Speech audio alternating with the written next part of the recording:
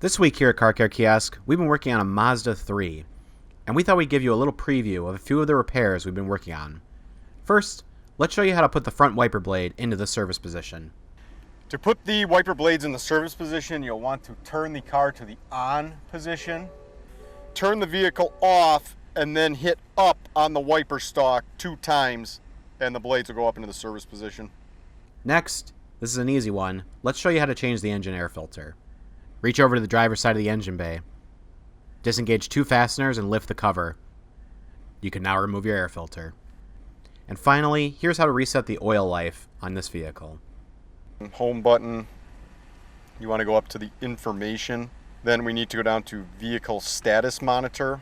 We need to go down to vehicle maintenance settings. If you notice that the vehicle maintenance settings is not appearing, you probably have your car in the accessory position, not the on position, which is where we want it. Once you get into this one, you can set it manually or automatic, but if you want to set it manually, you can go into here and set the date that you want the next service to pop up, or you can set the mileage that you want it to go. And then once you set it, if you go in here, you can kind of change the mileage and whatnot.